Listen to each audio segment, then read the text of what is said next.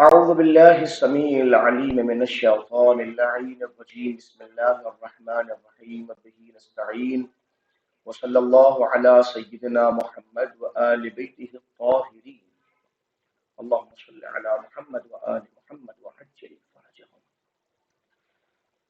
قال امام العلی علیہ الصلاة والسلام ألا لا يستحين من لا يعلم أن يتعلم فإن قيمة كل امرئ ما يعلم.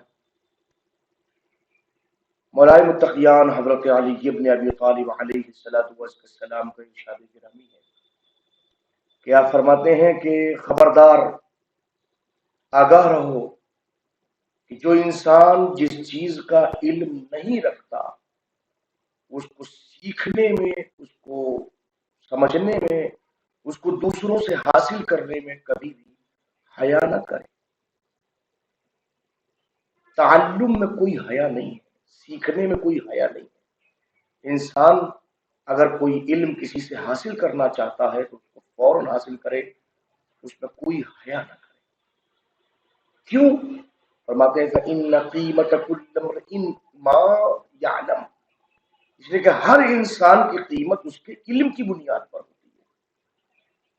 جیسا انسان عالم ہوتا ہے ویسی اس کی قدر و منزلت بھی ہوتی ہے، جیسے انسان عالم نہیں ہوتا ویسی اس کی قدر و منزلت بھی نہیں ہوتی.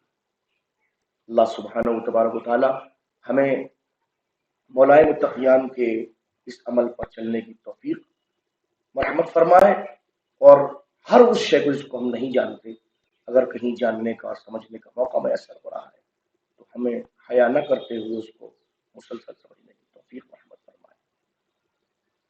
آئیے کتاب آپ کی اسکرین کے اوپر موجود ہے، ملاحظہ فرمائیے. فروع ثلاثة. الأول لو نوى الإفطار في يوم رمضان ثم جدد قبل الزوال قيل لا ينعقد. گفتگو کتاب صوم سے متعلق ہو رہی تھی، اور ہم نے آپ کی خدمت اقدس میں عرض کیا تھا کہ اس سلسلے میں جب کتاب صوم کو پڑھیں گے تو 3 جہت سے گفتگو ہوگی. نمبر 1 ارکان صوم سے متعلق بات ہوگی، پھر اقسام صوم سے متعلق بات ہوگی، پھر لواحق صوم سے متعلق بات ہوگی. ارکان جو ہے وہ 4 بیان کیے گئے تھے. پہلی منزل کے اوپر صوم کی تعریف کی گئی تھی کہ صوم کسے کہتے ہیں. وہاں پہ اس تعریف کے فوراً بعد پہلا رکن جو ہے وہ نیت کا ذکر کیا گیا تھا کہ پہلا رکن کیا ہے، وہ نیت ہے. ٹھیک ہے، اب نیت کو گفتگو کرتے کرتے یہاں پہ جب بات انہوں نے ختم کی تو اس پہلے رکن کے حوالے سے 3 فرع کا ذکر کر رہے ہیں. فروع ثلاثہ میں 3 فرع. الاول پہلی فرع، الفرع الاول لو نوى الافطار فی یوم رمضان، کوئی انسان ماہ مبارک رمضان میں نیت افطار کرے. لو نوا، نوا صیغہ فعل ماضی ہے. اگر کوئی نیت کر رہا ہے افطار کی، کب کر رہا ہے؟ فی یوم رمضان، ماہ مبارک رمضان کے دن میں، کسی بھی دن ماہ مبارک میں نیت کر رہا ہے، فقط نیت کر رہا ہے. ٹھیک ہے نا، افطار نہیں کیا.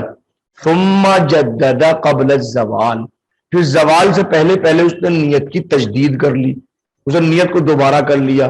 میں روزہ رکھتا ہوں قربت اللہ، مثلا ماہ مبارک تمام اپنی شرط میں، ٹھیک ہے نا، اس نے نیت کی بھی تجدید کر لی. قیل لا ينعقد وعلیہ القضاء، ایک قول اس میں یہ ہے کہ جناب ایسا روزہ نہیں منعقد ہوگا، اس لیے کہ اس نے افطار کی نیت کر لی تھی، اور جب افطار کی نیت کر لی روزہ ہی منعقد نہیں ہوا تو رمضان روزہ تو واجب، تو کیا کرنا ہوگا بعد میں؟ وعلیہ القضاء، اس کے اوپر قضا واجب ہے. بات واضح ہوئی.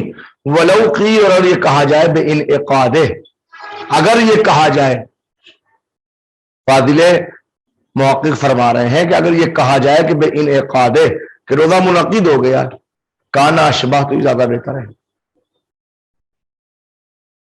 افطار کی نیت ہی تو کی ہے، افطار تو نہیں کیا، کیوں بہتر ہے؟ وہ سامنے کی بات ہے. مبتلات صوم میں کھانا ہے، پینا ہے، کھائے انسان، پیے، نہ کہ افطار کی نیت کرے. کوئی نیت کرے میں تو پانی پی رہا ہوں، تو کیا پانی پینے سے اس کا روزہ باطل ہو جائے گا؟ نیت افطار مبتلات صوم میں تھوڑی ہے. ٹھیک ہے نا، میں نے کہا کہ بہتر تھا یہ بات کہی جاتی.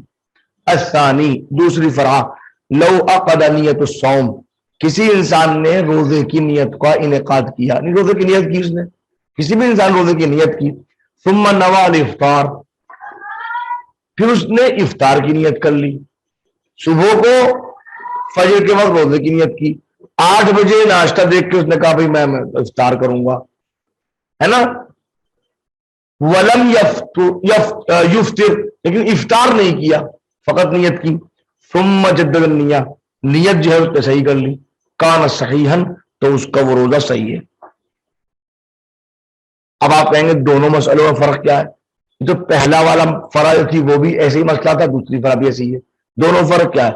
فرق دونوں مسئلوں میں یہ ہے کہ پہلے والے کے اندر اول فجر سے نیت نہیں کی ہے، اس نے صبح روزے کی نیت نہیں کی ہے، دوسری والی میں اول فجر سے روزے کی نیت کر لی گئی ہے، لیکن بعد میں نیت افطار ہے، پھر نیت صوم پہ پلٹ کے آیا ہے۔ وہاں کیا ہے؟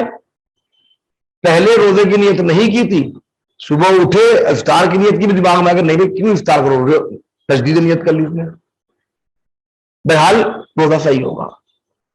الثالث، تیسری فرار، نیت الصبی الممیز صحیحۃ، ایسے بچے کی روزے کی نیت کرنا جو بچہ تمیز رکھتا ہے، اچھے برے کی پتہ ہے صحیحۃ، وہ نیت صحیح ہے، ٹھیک ہے نا، وہ صومہ شرعی، اور اس کا روزہ شرعی ہے، نہیں فقط تمرین نہیں ہے بلکہ وہ روزہ مستحبی روزہ ہے، اس کے اوپر اس کو بھی ثواب ملے گا، اس کے والدین کو بھی ثواب ملے گا۔ بات واضح ہو گئی؟ یہ ہماری پہلا رکن جو تھا روزے کا ارکان صوم میں نیت کے حوالے سے گفتگو ختم ہو گئی۔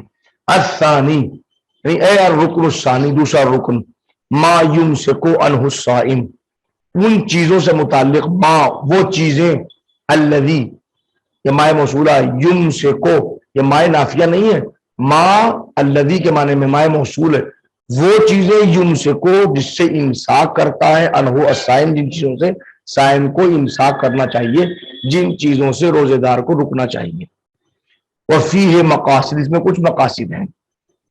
الاول یعنی اے المقصد الاول، مقصد اول، یجب الامساک، امساک واجب ہے، رکنا واجب ہے، ان کل مأکول، تمام معقولات سے، جتنے بھی کھانے کی چیزیں ہیں ان سب سے امساک واجب ہے، معتادن کان، چاہے وہ چیزیں معتاد میں ہوں، یعنی کہ عادتاً ان کا کھایا جاتا ہو، عادتاً ان کو کھانا درست ہو، لوگ کھاتے ہیں، جو روٹی ہے، پھل ہیں، فروٹ وغیرہ جو کچھ بھی ہیں، ان کا عادتاً انسان کھاتا ہے، تو ان چیزوں سے رکنا، کل خبز جسے روٹی، والفواکہ یا پھل وغیرہ، فروٹ وغیرہ، ٹھیک ہے نا، او غیر معتاد، یا یہ کہ وہ غیر معتاد ہو، کیا مطلب نہیں کہ ان کا کھانا عادتاً نہ ہو، انسان وغیرہ کو نہیں کھاتا، جیسے کل حسا، جیسے حسا ہے، حسا، حسا کنکریاں، کوئی کنکری کھانے لگے،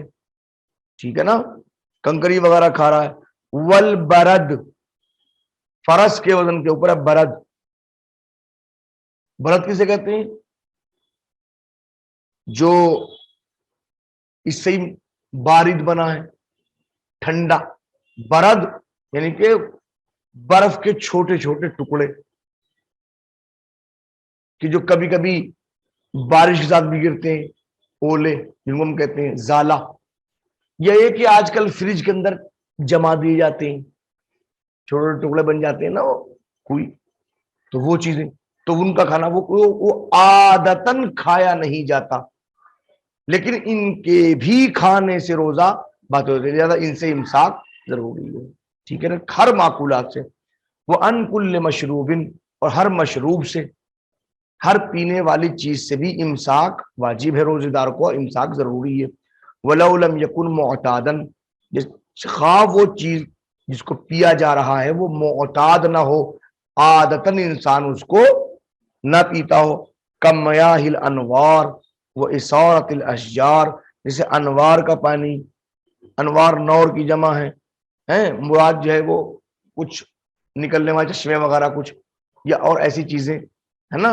اس کا پانی، یا یہ کہ اسارت الاشجار جو درخت سے نکلنے والا کچھ اس کا جوس وغیرہ، جیسے اس کو تاڑی کہتے ہیں، آپ نے دیکھا ہوگا نا تاڑی کے جو پیڑ ہوتے ہیں وہ کھجور وغیرہ کے، انہیں تھوڑا کاٹ کے لگا دیا جاتا ہے تو اسے نکلتا ہے، رات بھر نکل رہا ہے، بون کر کے نکل رہا ہے، وہ تاڑی ہوتی ہے، بہت ہی جسم کو قوت دینے والی چیزیں ہوتی ہیں، مگر وہ چیزیں سورج نکلنے سے پہلے پہلے پی جاتی ہیں، سورج نکلنے کے بعد پیئیں گے تو اس کے اندر نشہ پیدا ہو جاتا ہے، تو نشہ آور چیزوں کا استعمال جائز نہیں ہے۔ بہرحال اثارۃ الاشجار، نہیں شجر کا عصیر، عصیر کہتے ہیں آپ کے جوس کو، تو کس کس سے؟ نمبر 1 ان کل معقول، نمبر 2 ان کل مشروب، امساک ہر مشروب سے بھی واجب ہے، ہر معقول سے بھی واجب ہے، ٹھیک ہے نا۔ وہ انل جما، تیسری منزل پہ جما سے، مجامعات کرنے سے، کوئی انسان بیوی رکھتا ہے، بیوی مجامعات کرتا ہے تو اس سے بھی امساک واجب ہے۔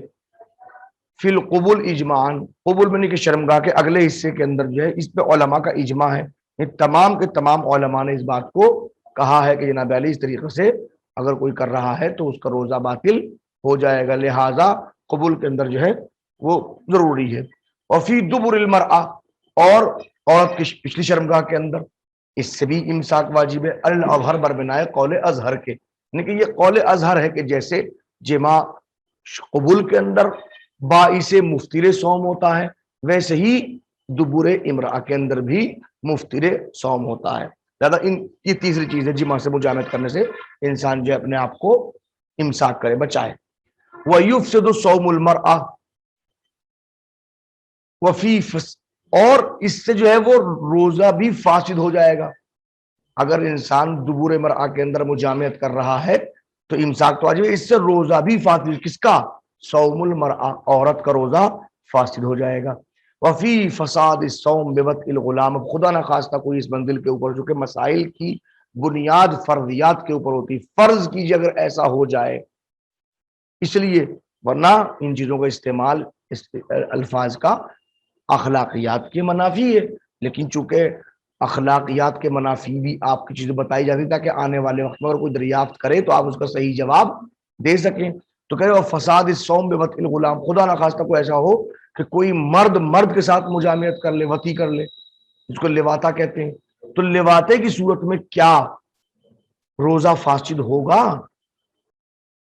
سمجھ رہے ہیں؟ اگر کوئی روزے کے عالم میں کام کر رہا ہے تو کیا اس کا روزہ فاسد ہوگا؟ اب یہ بات دھیان رکھیے، میں بار بار ایسی جگہ پہ آنے کے بعد بار بار کہتا ہوں کہ یہ محقق ہلی کی لکھی ہوئی کتاب ہے، آپ اس کتاب کے اوپر باب مسائل پہ عمل نہیں کر سکتے، یہ تحقیق کی منزلوں پہ آپ کو لے کے آ رہی تاکہ آئندہ آپ کو سمجھ میں آ جائے۔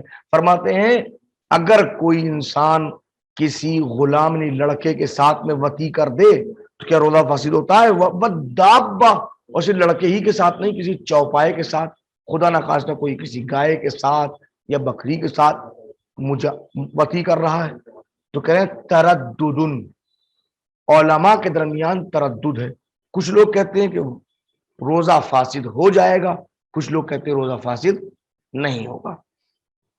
وَإِنْ حَرُمْ، اگرچہ یہ کام حرام ہے، چاہے کوئی وطی غلام کے ساتھ میں کرے، لڑکے کے ساتھ میں کرے یا کسی دابہ کے ساتھ میں کرے، کام تو حرام ہے لیکن روزہ فاسد ہوگا نہیں ہوگا، اس کا علماء کے درمیان میں اختلاف پایا جاتا ہے۔ وَقَدَ الْقَوْلِ فِي فَسَادِ صَوْمِ الْمَوْتُو، سوال پیدا ہوتا ہے جناب علی، جو موتو ہے، موتو کا آئے گا صیغہ ہے، صیغہ مفعول، جو وطی میں مفعول واقع ہوا ہے، جس کے ساتھ وطی کی گئی ہے، واطی کا تو علماء تردد ہو گیا، سوال پیدا ہوتا ہے جناب علی یہ بتائیے کیا موتو کا بھی روزہ فاسد ہو جائے گا؟ کہیں وَقَضَا الْقَوْلِ، یہی قول بالکل ایسے سے یہ پہلے واطی کے متعلق آیا ویسے ہی موتو کے متعلق بھی آ رہا ہے، فساد صوم سے متعلق۔ وَالْأَشْبَهُ أَنَّهُ يَتْبَعُ وُجُوبَ الْغُسْلِ، آپ کیا فرما رہے ہیں صاحب کتاب، آپ کا کیا کہنا ہے؟ انہوں نے کہہ رہے ہیں بہت اہم طریقہ، وَالْأَشْبَهُ، قول اشبہ یہ ہے کہ انہو یتبع، کہ اس سلسلے میں تبع کریں گے، اتباع کریں گے، بات کو مانیں گے، وجوب الغسل، غسل کی وجوب کی، اگر غسل واجب ہو رہا ہے تو روزہ فاسد ہو جائے گا، اور اگر غسل واجب نہیں ہو رہا ہے تو روزہ فاسد نہیں ہوگا۔ وعن الكذب انشاءاللہ بعد میں. صلی اللہ علی سیدنا محمد و آل بیتہ الطاہرین.